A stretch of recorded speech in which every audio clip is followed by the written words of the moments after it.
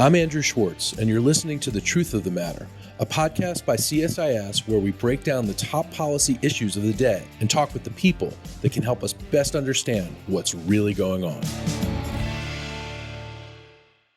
I'd like to welcome back Dr. John Alterman, who is the Senior Vice President at CSIS. He's also our Brzezinski Chair in Geostrategy and Director of our Middle East program, to get to the truth of the matter about the latest in the Israel-Hamas situation. John, first I want to ask you, the images that we're seeing now, the news has shifted. We're not seeing Israeli victims. We're seeing Palestinian victims. Everyone's speculating as to what Israel's going to do next. Are they going to conduct a ground invasion? Israel seems to be in a pretty difficult position because it wants to eliminate Hamas, their enemy, but it doesn't want to hurt innocent people, yet innocent people are getting hurt. What's your read on the situation?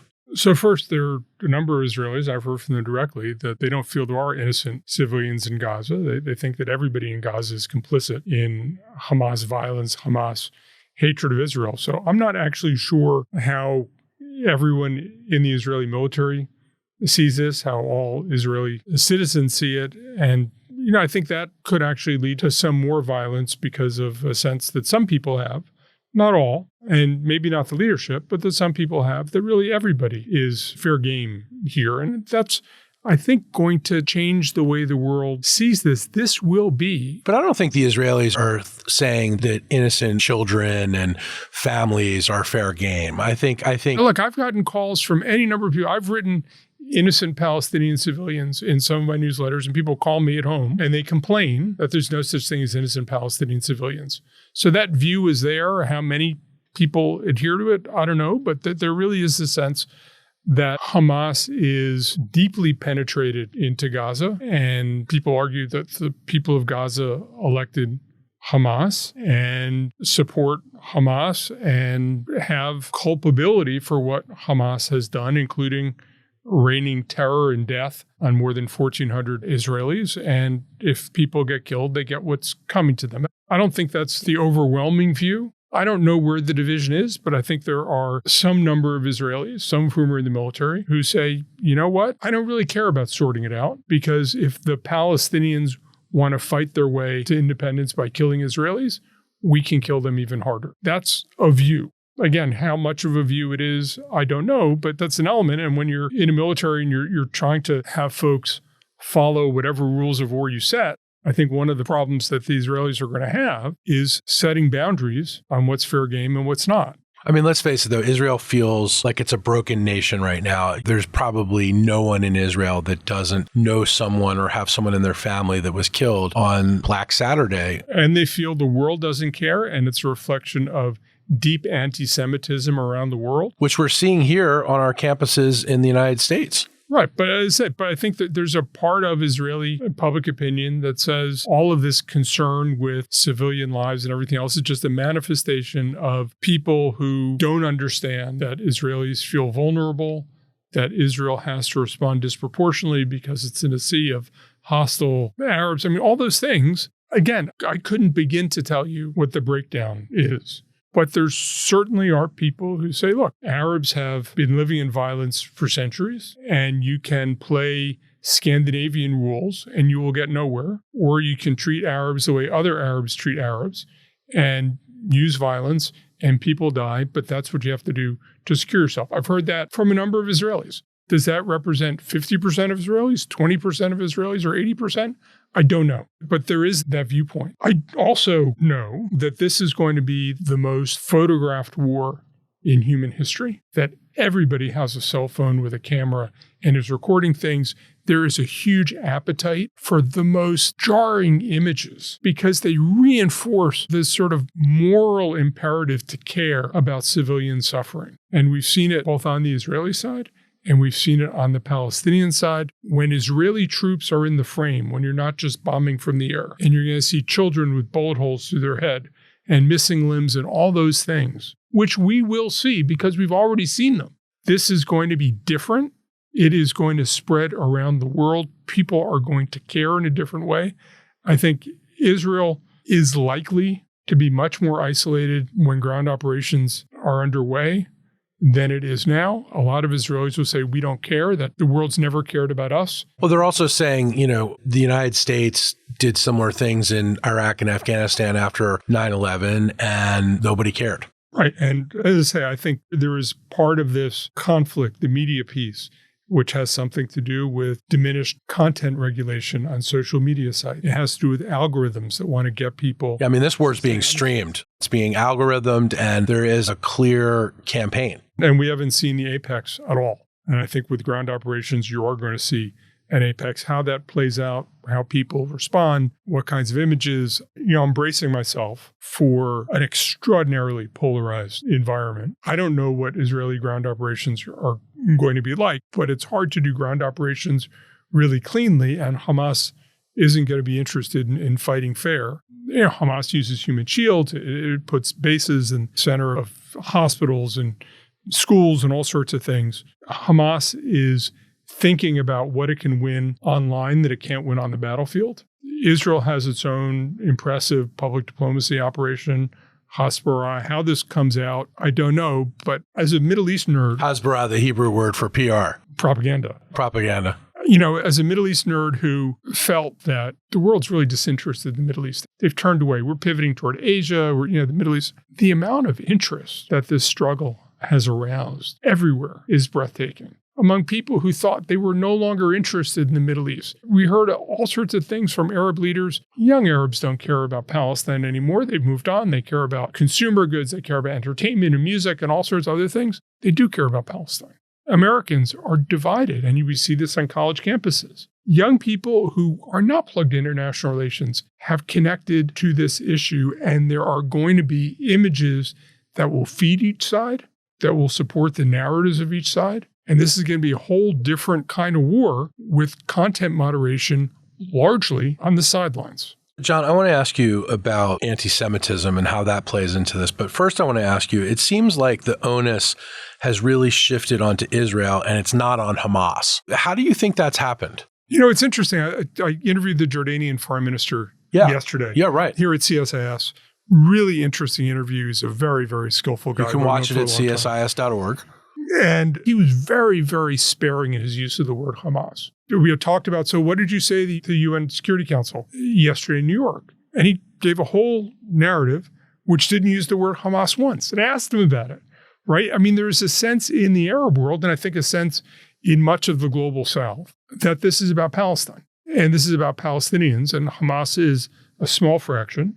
And certainly, if you believe the polling, Washington Institute, which is an organization whose donors are very pro-Israel, they did some polling in Gaza, and they found that the overwhelming majority of Gazans didn't want Hamas to be in power. But this is seen as, and is being portrayed as being about Palestinians and not about Hamas. What I find, from a strategic perspective, a little bit disturbing is I haven't heard the Israelis focus on the importance of splitting Hamas from the population they purport to represent, whose interests they purport to defend. Hamas exploits the people of Gaza economically, politically, in terms of livelihoods. They want misery in Gaza because it helps them recruit.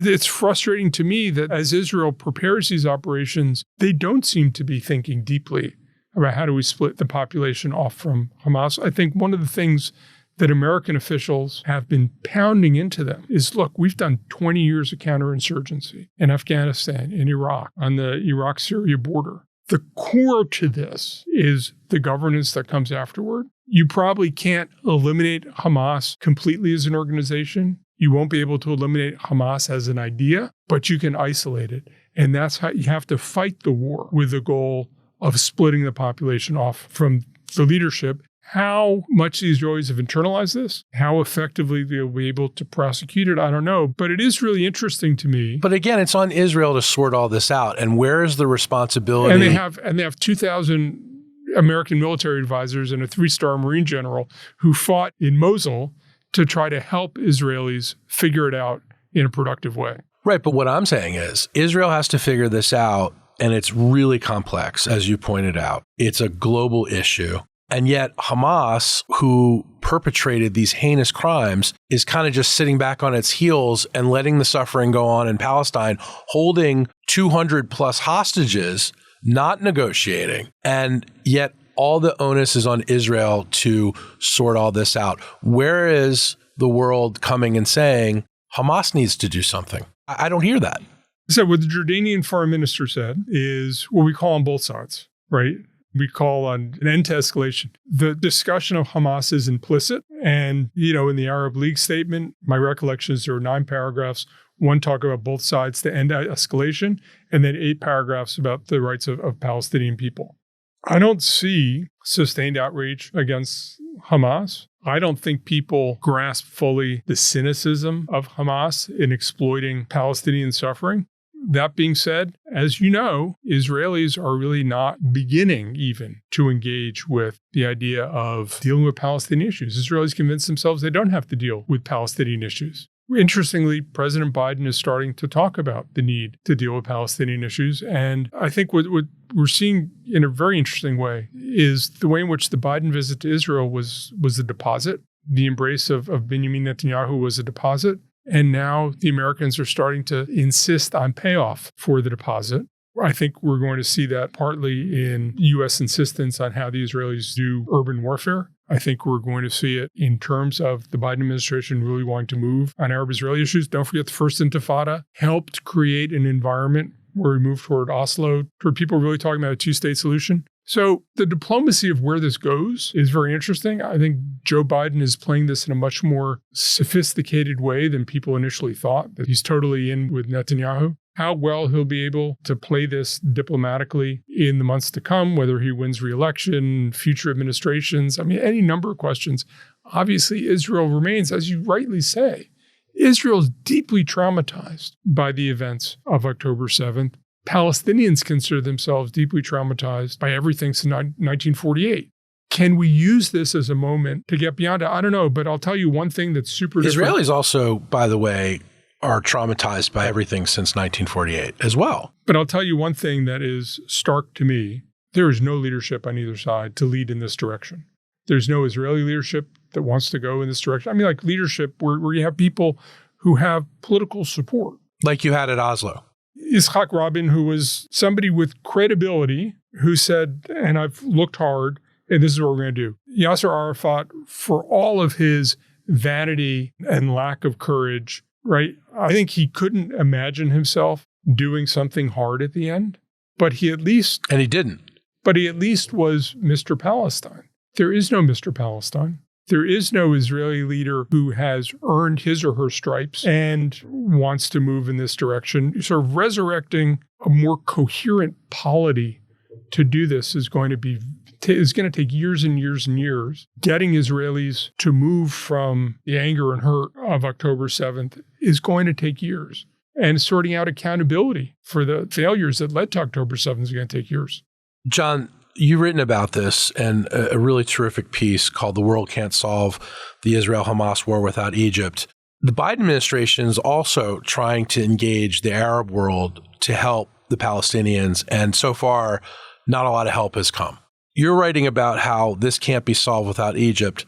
Explain what you mean by that and what Egypt's relationship with Hamas is and what Egypt needs to do to help resolve this current conflict.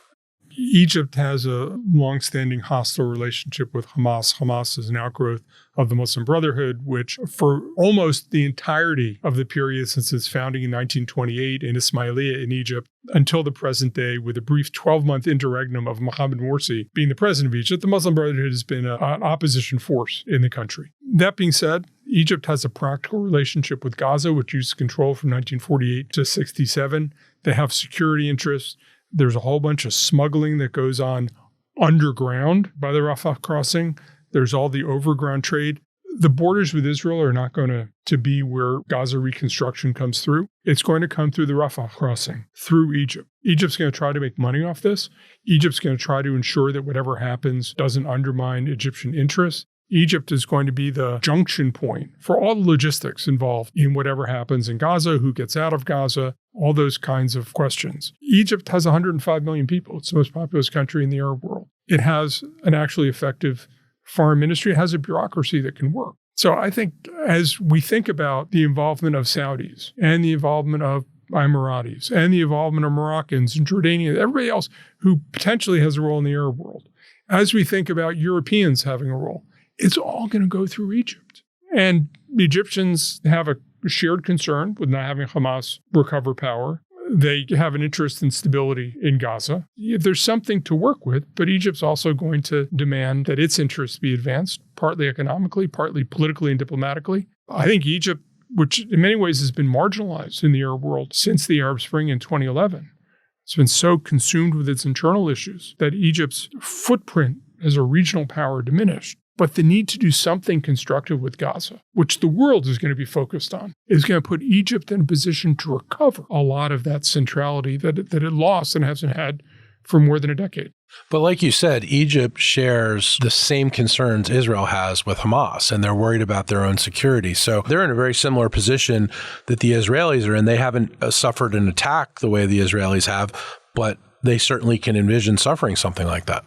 I don't think Hamas has the ability or interest to attack Egypt directly. As I say, but it can undermine the government.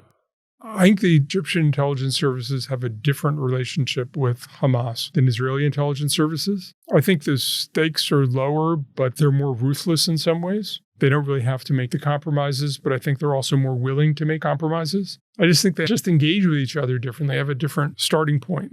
If you're talking about good governance, Egypt's not necessarily your ideal model. But I think everybody who wants governance in Gaza is going to have to work out something with the Egyptians one way or the other.